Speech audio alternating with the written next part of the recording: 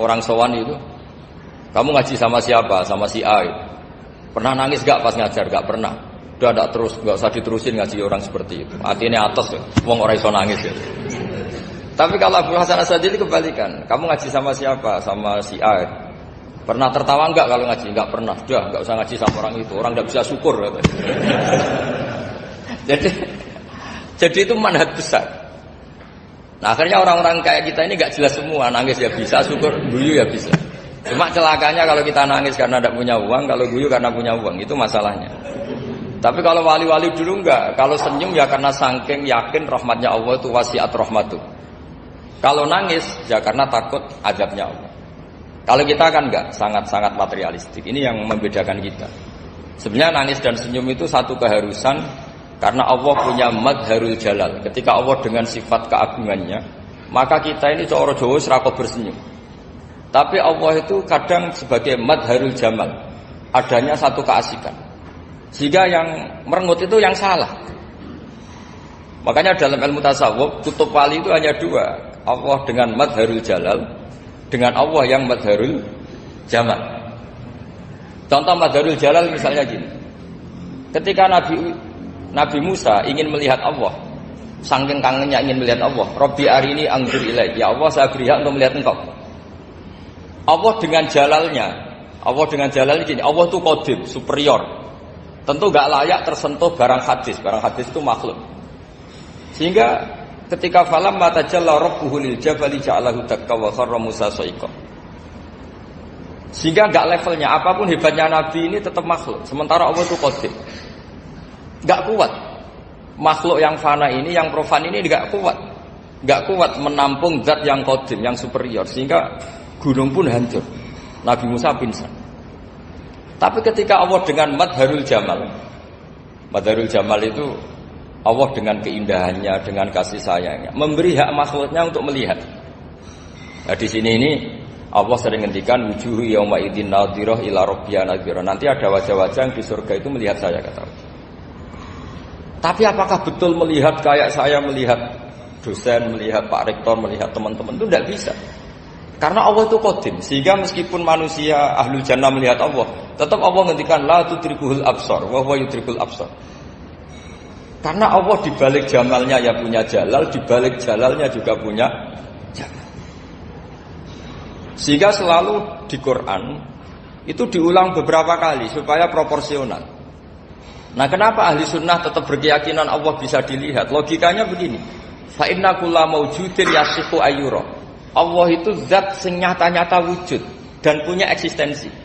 Di mana-mana sesuatu yang wujud itu layak untuk bisa dilihat. Lalu pertanyaannya gini, kenapa kita tidak bisa melihat sekarang kok nunggu di akhirat? Karena mata kita sekarang itu profan, fana. Sementara kita setelah di surga, tubuh kita didesain abadi. Ya saya ulang lagi ya, setelah kita di surga, semua fisik kita ini didesain abadi. Tentu karena desainnya sudah abadi, layak melihat zat yang abadi. Tapi pertanyaannya, kenapa tidak bisa ikhatoh, tidak bisa melihat sampai faham, la tudrikul absar? Karena abadi kita itu diabadikan. Sebagaimana surga abadinya diabadikan, neraka ya diabadikan. Sementara Allah abadi dengan dirinya sendiri, yaitu Al-Qayyum, atau dalam bahasa ngajinya qiyamuhu binafsi. Nah lalu makanya Mu'tazilah itu menentang betul kalau orang di surga bisa melihat Allah. Cara berpikir Mu'tazilah, melihat itu artinya yang dilihat ada arahnya, sementara Allah terbebas dari arah. Tapi kata ahli sunnah cara berpikir tidak seperti itu. Melihat itu pokoknya tahu. Nah, tahu karena mata itu karena kita ditakdir tahu itu karena mata. Sebetulnya yang menjadikan tahu itu tidak mata. Ya kalau tahu ya tahu saja, bukan harus pakai mata. Itu cara berpikir ahli sunnah wal jamaah. Jadi saya beri ya bocoran. Kenapa mazhab ahli sunnah itu yang dipilih oleh banyak mayoritas di dunia, jumhur itu. Ahli sunnah itu dianggap pikirannya lebih orisinil. Misalnya ahli sunnah kalau ditanya, kenapa kamu melihat? Ya melihat saja. Kenapa kamu mendengar? Ya mendengar saja. Kesannya itu tidak rasional, kayak orang yang nggak pinter itu. Tapi sebetulnya itu yang benar. Jadi cara berpikir ahli sunnah itu melihat itu menjadi tahu.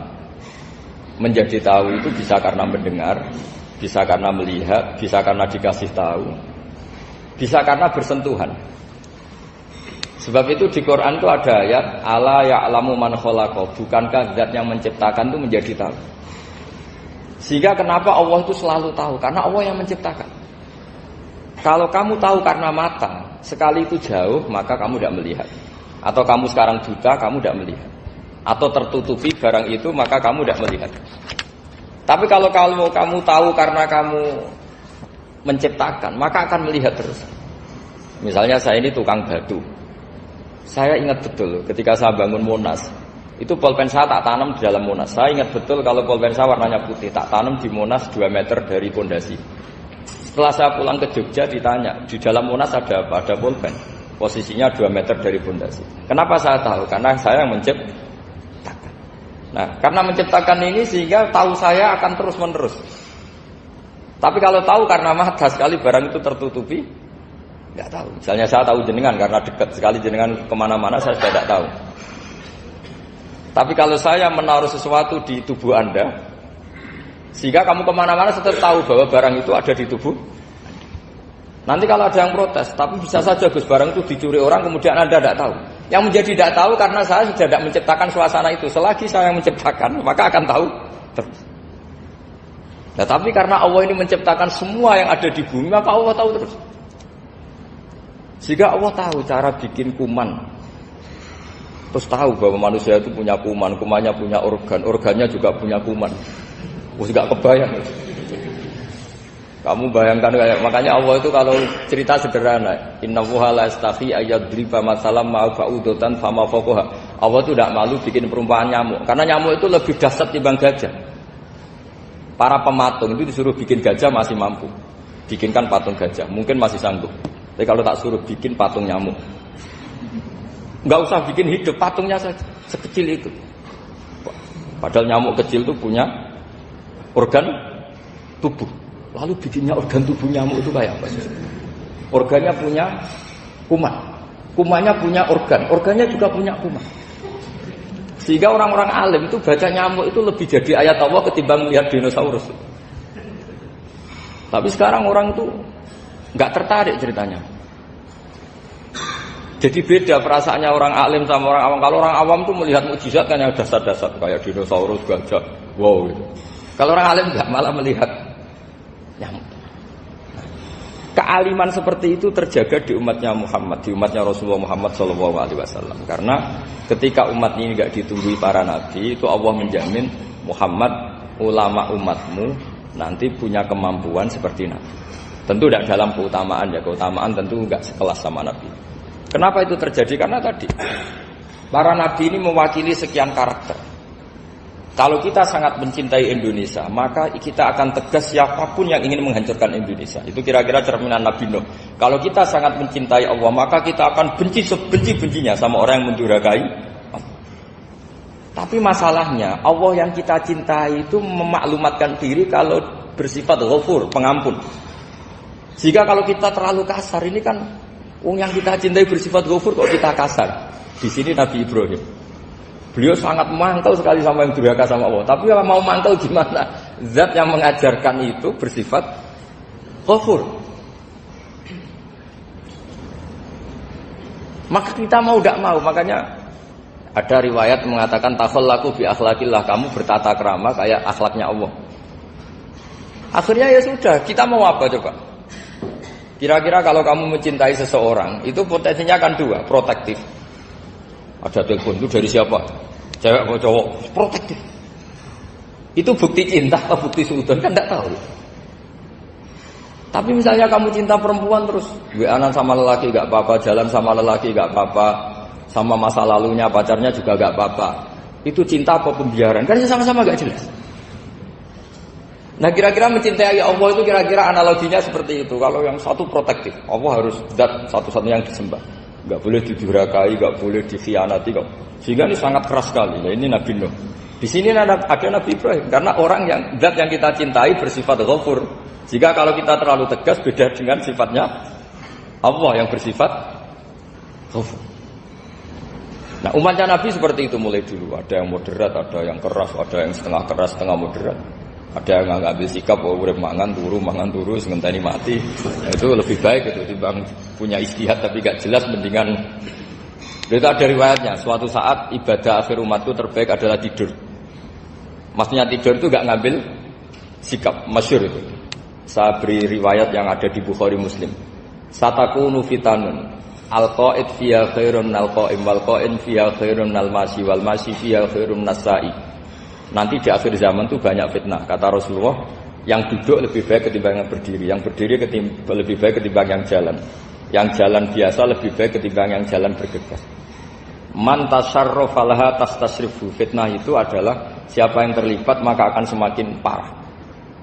Sehingga semenjak itu ulama berpikir nanti di akhir zaman kalau ada fitnah itu sebaiknya orang ngambil sikap sepasif-pasifnya, secuek-cueknya. Jadi semua syurahul hadis sepakat makna hadis ini apa? Orang disuruh sikap secuek-cuek. Misalnya pilihan presiden, contoh kecil pilihan presiden. Mungkin para intelektual nggak merasa, tapi kalau ulama itu cara berpikir beda. Pilihan presiden, kamu fanatik milih A, yang satu fanatik milih B, ya presiden atau bupati atau gubernur. Terus yang satu bilang gini, wah kalau nggak di presideni A, nggak di bupati A, nggak di gubernur A, negara ini rusak. Mungkin betul dari segi jejak rekamnya A ini bagus. Tapi pertanyaannya secara tauhid, bagaimana Anda menggantungkan kesejahteraan sama makhluk? Kamu gak pernah terusik begitu kan para intelektual? Itu kan melukai. Bagaimana mungkin Anda menggantungkan kesejahteraan dengan seorang makhluk? Wah kalau di presiden A pasti Indonesia makmur, kalau bupati A pasti Sleman makmur, pasti Bantul makmur. Nah, bagaimana mungkin makhluk yang sedang soleh kamu pastikan selalu soleh? Wong dia makhluk bisa berubah. Sementara yang B misalnya fasik, wah kalau dipimpin B pasti rusak negara. Bagaimana kamu pastikan B yang fasik selalu fasik? Dia saja dia husnul khotimah. Yang fasik pas mimpin jadi soleh, yang soleh pas mimpin jadi fasik. Akhirnya ulama karena tahu sifat manusia itu rubah-rubah dan kendali di tangan Allah, sikapnya nggak jelas. Saya ini termasuk orang yang terkena nggak jelas. Karena kalau ditanya, Gus sampai pilih presiden mana, bakti mana? Sanut pangeran sing dadi aku loyal. Wah, anut pangeran yo kacau. Wah, kowe kacau menan anut pangeran ya terus. Ini kan sudah nggak sambung karena pikirannya ulama. Memang nggak beda, cara berpikir ulama itu beda. Bahkan bapak saya itu kalau didik saya itu begini. Kalau meseli saya atau ngirim saya dulu itu kan pakai mesel. Ha ini uang kamu 500.000 untuk kamu. Mesti ditambah 100.000 ini untuk buat jajan sama teman-teman. Mesti ada uang pokok, ada uang sodako. Dulu saya sering tanya, kenapa bapak sangat menghormati teman-teman saya? Kata bapak, kowe mondok, aku ora iso nyukupi, sing iso nyukupi ya kanca-kanca. Ternyata betul, rata-rata anak kuliah atau anak mondok, uang pribadinya kan 8 hari dari dikirim sudah habis. Berarti kan masih 22 hari kok bisa hidup, itu kan barokahnya teman-teman. Malah yang agak beling itu 1 hari sudah habis, berarti ada 29 yang bergantung sana sini. Sehingga Nabi dulu cara ngendikan itu unik. Kata Nabi, da'unna sayarzuqu wahu ba'duhum ba'du. Manusa barno wae, engko saling memberi rezeki. Ketika ada collab, Medina itu pernah collab, terus sekarang pernah defisit. Beberapa pakar ekonomi datang ke Rasulullah, ya Rasulullah, sa'ir, tolong dikasih harga standar. Tapi apa jawabannya Nabi? La tusairu fa inna Allaha huwal musair. Kamu jangan kasih harga, Allah sendiri yang menentukan harga itu. Terus kata Nabi, kenapa engkau begitu ya Rasulullah? Ini negara harus ditentukan harga karena gini-gini. Kata Nabi, saya tidak ingin ketemu Allah dalam keadaan zalim. Tapi ini tentu di teori ilmu modern ini masalah. Tapi menurut orang modern. Tapi kalau menurut ilmu hakikat itu nggak akan masalah. Misalnya, kenapa Nabi tidak menentukan harga dalam keadaan negara seperti itu? Jawabannya pakar-pakar hakikat. Ya saya ulang lagi pakar-pakar hakikat. Begini, misalnya ada orang menimbun supaya nanti harganya mahal. Ya. Terus ditimbun terus sampai nunggu harganya mahal. Lama-lama dia sadar kalau timbunannya nggak ada gunanya karena ternyata orang nggak beli. Nah, ketika orang nggak punya kemampuan beli, yang menimbun juga nggak punya uang. Nah, tapi kalau sampean tanya, Tapi Gus nak tuku barang pokok kan kita mati karena kehabisan stok. Itu masalah tauhid Anda. Bagaimana mungkin kamu bayangkan seorang makhluk tidak bisa hidup atau enggak dapat rezeki? Nabi itu orang yang sampai ke derajat hakikat, dari tidak pernah bayangkan gitu. Saleh sampean jadi orang yang tauhidnya masalah. Sehingga terus bayangkan, wah kalau negara ini kayak, wah kita makan apa? Kalau negara enggak stabil, wah kita gimana? Itu tidak bisa seperti itu. Dulu ketika kita dijajah Belanda, itu kiai-kiai kita, Mbah Hasyim Asy'ari, Mbah Ahmad Dahlan, mondoknya di Mekah. Sampai alim alama, dua beliau, Mbah Hasyim sama Mbah Ahmad Dahlan itu ngajinya sama-sama Syekh Khotib Minangkabau. Cuma Mbah Hasyim lebih menekuni ke Syekh Mahfud Termas, yang satu menekuni Syekh Khotib Minangkabau. Jadi dua beliau itu ngaji di guru yang sama. Mbah saya, buyut saya itu ya sudah mondok Mekah. Zaman dijajah Belanda. Sekarang kita agak dijajah, enggak mondok di sana.